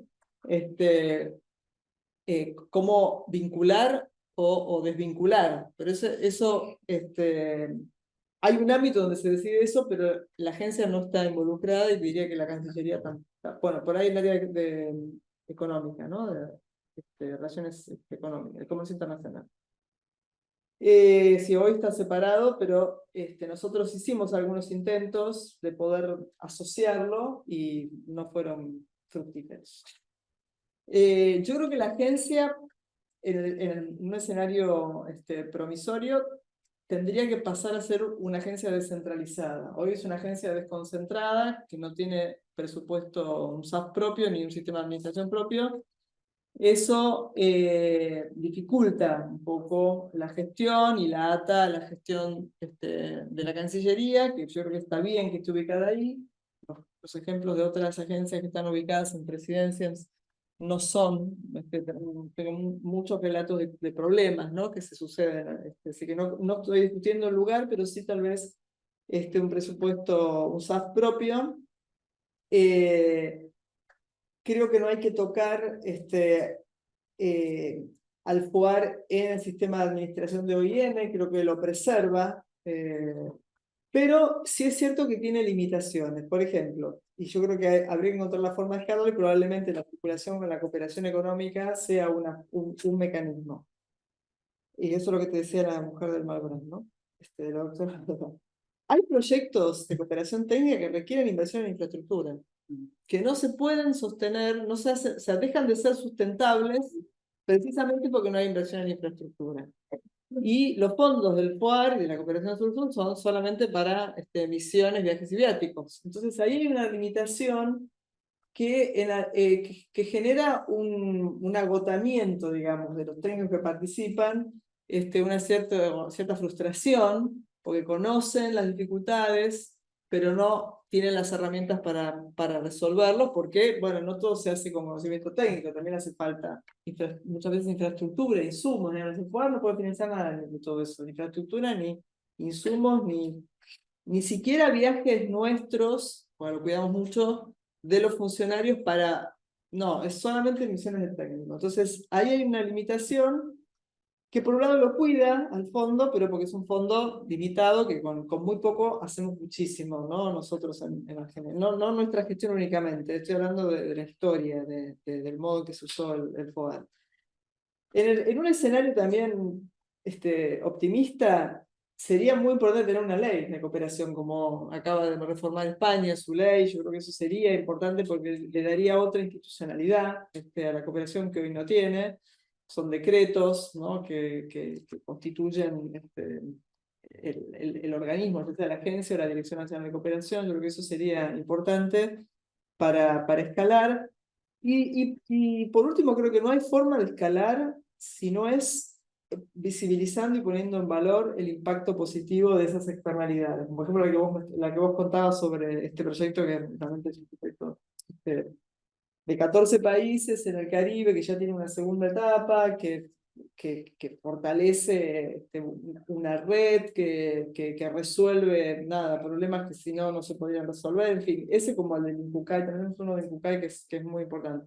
Si nosotros no ponemos en valor eso, y eso es un esfuerzo que hay que hacer, entonces, seamos nosotros o quien sea que herede la agencia, hay que empezar a poner en valor eso y ese es yo creo que para mí es uno de los principales desafíos porque yo he escuchado en algunos foros gente que se resigna a la invisibilidad de la cooperación. Y me parece que eso es un problema. Una de las cosas que nosotros nos planteamos es difundir lo que se hace, inclusive movernos cuando se lanzan proyectos me acuerdo, bueno, no sé, desde uno que se lanzó entre Villazón y La Quiaca sobre temas de salud, y otro, Aguas Blancas y Río Bermejo, Salta y Bolivia, que es de gestión de residuos sólidos, y movernos con las autoridades de las provincias y las municipales y las autoridades consulares para hacerlo visible, porque si no, además tenemos la obligación, porque finalmente son fondos públicos, ¿no? que hay que mostrar. Me parece que eso es un desafío fundamental, y lo digo como alguien que viene de afuera de esto también, ¿no? Creo que eso te da otra mirada, ¿no? Yo no me considero experta en cooperación, pero teniendo experiencia en lo que es aporte del conocimiento científico al diseño de políticas, que también es una forma de transformar el conocimiento científico en conocimiento técnico, la verdad es que uno lo que encuentra es que, bueno, falta mostrar esa conexión, ¿no? Y eso yo creo que es central para cualquier cambio cualitativo en la estructura institucional de la cooperación en el mejor de los escenarios. Por otro lado, hay que decir que aunque si el escenario es malo, la verdad que es muy difícil imaginar que podría pasar con algo así, yo creo que lo pensarían. Lo único que podría sostenerse son todos los proyectos que tienen fondos triangulares, porque son compromisos con países con los que la Argentina no puede dejar de mantener un vínculo. Francia, Alemania, España, Japón, en fin. Esos son, me parece que proyectos que seguirían funcionando. Pero bueno, tendría muchas limitaciones los proyectos bilaterales, sobre todo los que tienen que ver con la región, ¿no? El Mercosur se activó después de que se fue Bolsonaro. Antes no había nada, de hecho, recién hay un solo proyecto que involucra a los 4 países, que son el proyecto de agricultura familiar, y esa integración es muy complicada, y la verdad que, bueno, ese es un desafío también, ¿no? Que se pueda fortalecer la cooperación regional en el Mercosur y poder acordar criterios para el financiamiento, porque a veces hay discusiones sobre si aceptar fondos de algunas organizaciones. Argentina puede aceptar, Brasil no, y bueno, hay que respetar la soberanía de cada uno de los países. Pero yo creo que ese es otro mecanismo que nos permitiría también escalar, ¿no? Y ampliar nuestras capacidades. Lo otro, ya lo mencioné, es la relación con el mundo privado.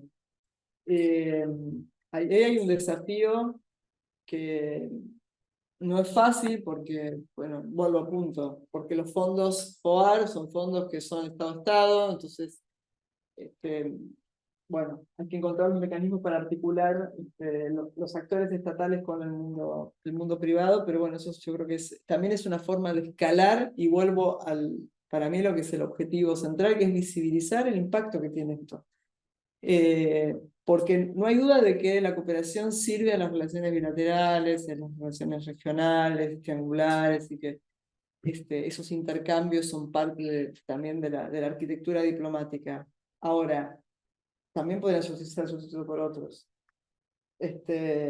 Podrían ser sustituidos por las relaciones comerciales, por otros, o por la cooperación solamente científica, no técnica. Me parece que el punto es demostrar el valor que tiene esto, que es resolución de problemas, ¿no? Resuelve problemas. y ayuda a reducir las asimetrías. Yo creo que eso es algo que es una asignatura pendiente para mostrar, y mostrarle inclusive al mundo científico, que tampoco tiene muy claro qué es esto. Ni que hablar de las ciencias sociales, por ahí las ciencias físico-naturales tienen un poco más claro. Las ciencias sociales no tienen ni idea, comprobado con ICET, reuniones de junta, ni idea de la existencia de la cooperación técnica, ni idea. Así que bueno, creo que eso. Gracias. Bueno, muchas gracias. Tengo buenas preguntas que las voy a ordenar un poquito para no pasarnos mucho de tiempo. Además, en línea con esta idea de poder encontrarnos 5 minutos más en estos días que nos quedan hasta el domingo. Abajo nos vamos a encontrar para tomar algo y cerrar la jornada en planta hoja, así que no quiero demorar mucho el panel, pero sí voy a ordenar un poquito algunas preguntas. Una que hace Fernando Nidia Ruiz de Colombia, que dice: con un aumento tan considerable de los recursos financieros que tiene la cooperación sur-sur actual, ¿hacia dónde deberían orientarse los esfuerzos de la región para avanzar verdaderamente en la valorización, cuantificación, medición de la cooperación sur-sur que tanto enfatizó Pava +40, superando de una vez por todas las inagotables discusiones políticas al respecto de la región? Hay dos para comentar. Y otra tiene que ver con la cooperación subnacional. Voy a apuntar. En un escenario negativo nacional de negación de políticas de género, por ejemplo, cambio climático, que mencionabas vos, ¿qué sucede frente a, por ahí, la realidad política, la realidad y la política diferente en los distintos territorios, ¿no? En el espacio subnacional. Y bueno, intenté juntar unas preguntas. No sé si hay alguna pregunta acá y hacemos juntamos. Sí, dale. No, digo, vinculado a esta de cooperación, me parece un trabajo muy más clase de la cuestión vinculada al momento de la desigualdad. Entonces, me preguntaba si se puede hacer una histórica, digamos, ¿qué se hizo en materia de cooperación para reducir la desigualdad? Y digamos, qué no se hizo y se pudo hacer para eso. Vos manifestaste el hecho de que muchos países del sur han logrado el salto cualitativo, que nosotros no lo vimos. Y después, para Valeria, yo soy de la provincia de Buenos Aires, entonces quería preguntar si existe la posibilidad de generar algún tipo de nexo con los estudios civiles, porque la verdad es que no lo sé. Y nada, eso, preguntarte si es posible, no se puede hacer en una labor popular. Me parece. Brevemente, sobre el tema de evaluación. Esto es un tema muy político, que se está planteando desde que los países del norte lanzaron el proceso Roma, París, Busan, que lo que los países del norte están proponiendo que los países del sur utilicen los mecanismos de evaluación que desarrolló el DAC. Los países del sur argumentan, el DAC es el Comité de Cooperación de la OECD. Los países del sur argumentan que esa metodología tiene un énfasis muy grande en los elementos cuantitativos, lo mencionaba la doctora Frederick, y también que no se adapta a lo que es la cooperación sur-sur filosóficamente. Entonces, eso ha intoxicado el debate sobre la evaluación de la cooperación sur. Para neutralizar eso, porque realmente hay un punto legítimo, es decir, ¿para qué, cómo medimos lo que estamos haciendo? Entre otras cosas, por ejemplo, lo que vos planteabas de la desigualdad. Se está terminando en estos momentos una discusión política en Nueva York liderada por varios de los grandes países del sur para establecer ciertos parámetros de medición de impacto. No queremos usar la palabra evaluación hasta por razones políticas. Entonces, el debate está planteado, pero tiene una base política que realmente contamina profundamente cualquier discusión técnica. Te digo, yo daba clases de evaluación y realmente el valle es muy grande. Ya hay varias metodologías del sur, los brasileños han lanzado otra, una, los indios otra, los chinos otra, y 3 ya que están en la calle, si querés. Bien, entonces, eso evaluación. Sobre el tema de medición de impacto, es el otro gran tema de la cooperación. Una vez me preguntaban a mí, ¿por qué fracasan tantos proyectos? Y yo le digo, estás equivocado. Si vos mirás las evaluaciones, la mayoría de los proyectos son exitosos. Porque vos podés diseñar el proyecto, y de hecho se diseña de manera tal que vos medís un ámbito muy discreto. Y en ese ámbito vos pones una cantidad de insumos, una cantidad de resultados acotados, y vos podés tener resultados. Ejemplo, hago un hospital en Gaza.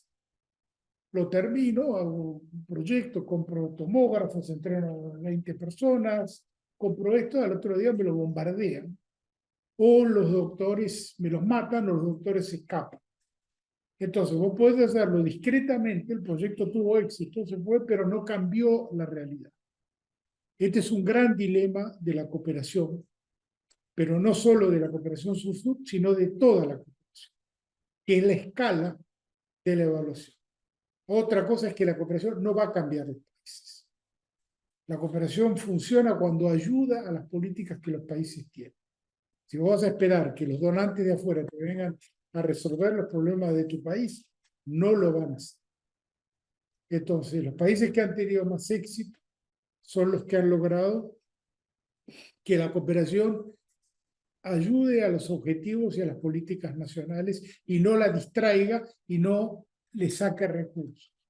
De alguna manera ese es el modelo ideal que Busan planteó, pero que los donantes, después de haberlo puesto sobre la mesa, se han retirado. Este también es un tema de larguísima discusión. Finalmente, sobre el tema de la desigualdad, América Latina por lo tanto pasó de ser el más desigual, como decía siempre Alicia Bárcena y Rebeca Greenspan, a ser el segundo más desigual. África ahora es más desigual que América Latina, pero esos son factores estructurales que van mucho más allá de las políticas sociales. De hecho, las políticas sociales de América Latina son modélicas en muchos sentidos. Los programas de transferencia de renta que se han diseñado, que son cada vez más sofisticados, que empezaron en Chile y México con oportunidades y después pasaron a Bolsa Escola en Brasil, a Bolsa Familia, hasta lo que tenemos hoy en la Argentina, que es una arquitectura de lucha contra la pobreza muy sofisticada, logra quizá subir el piso, pero no logra que ese piso suba y se acerque más al techo. Pero esos son problemas que van más allá de la cooperación, que sería bueno que en la mayoría de los países los podamos estudiar. Ahora bien, para terminar, a nivel global se está produciendo un proceso de acentuación de la desigualdad. Lo está viviendo China. China tiene un Gini casi más alto que Argentina en este momento, en términos de desigualdad geográfica y social. Así que realmente es un problema que requiere más reflexión y hay que ver qué grados de respuesta puede dar la política pública y cuáles son resultados de la arquitectura tecnoeconómica de hoy y si dentro de esa estructura se puede resolver la desigualdad. Gran tema, pero no es para mí.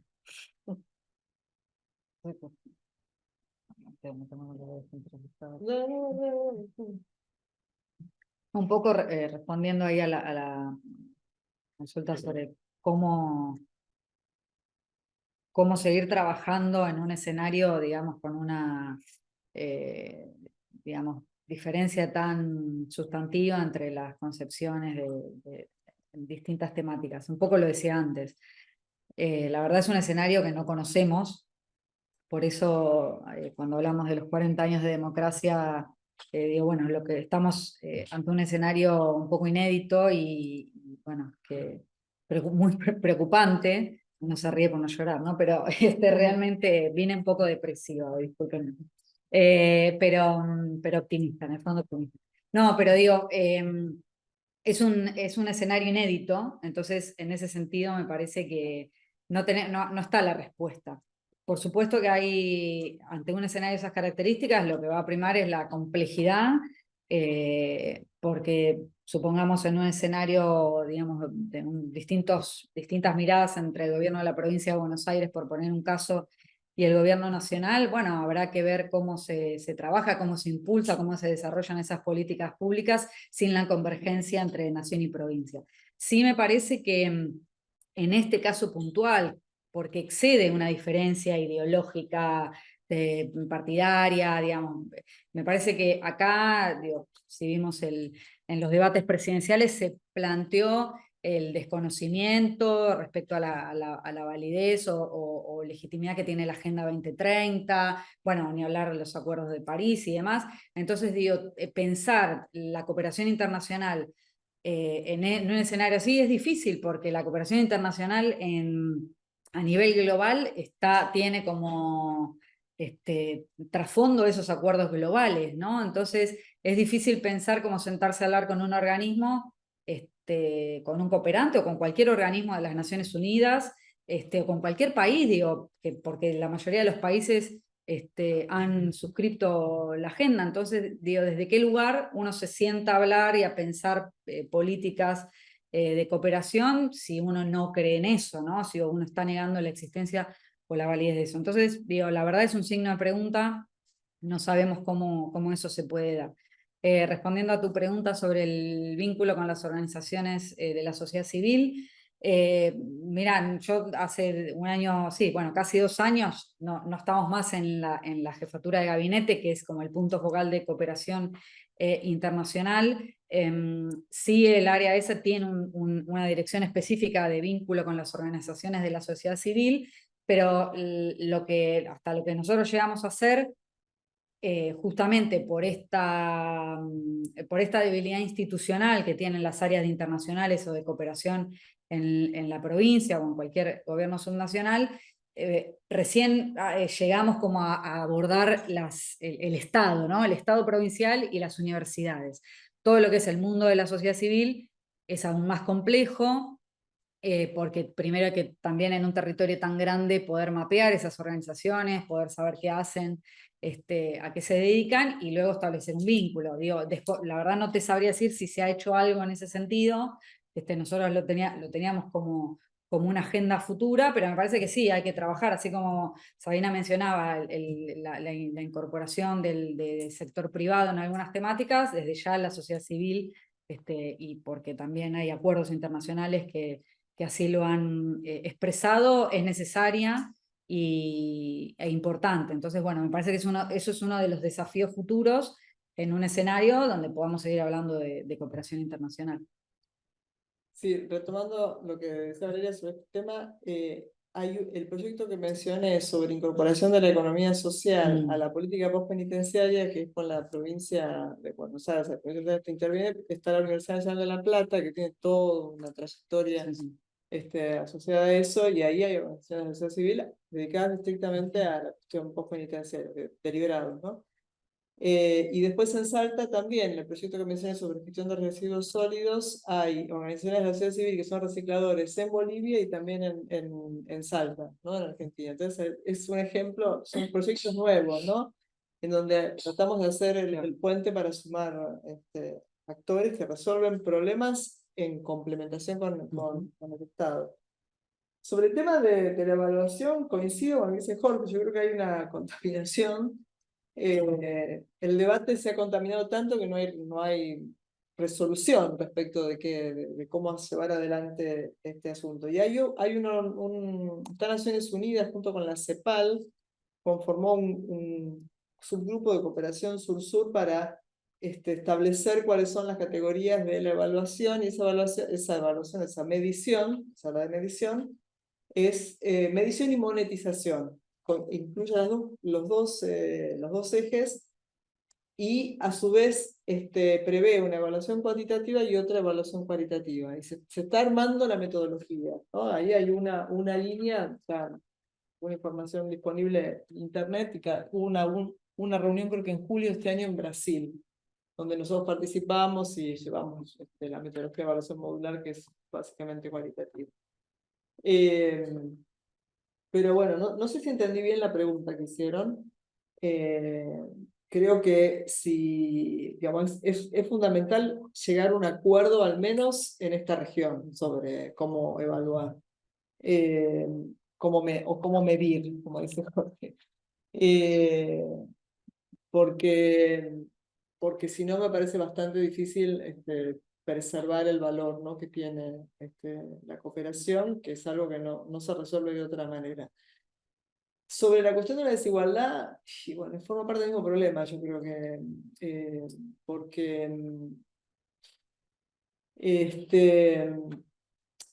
en la cooperación norte-sur, que es muy escasa porque somos un país de renta media, ahí es más fácil visibilizar el aporte que nosotros recibimos, no de dinero, sino el aporte en conocimientos o capacidades. Por ejemplo, en los proyectos que se hacen con Japón, ¿no? Donde hay una apuesta a la mejora de la productividad, ¿no?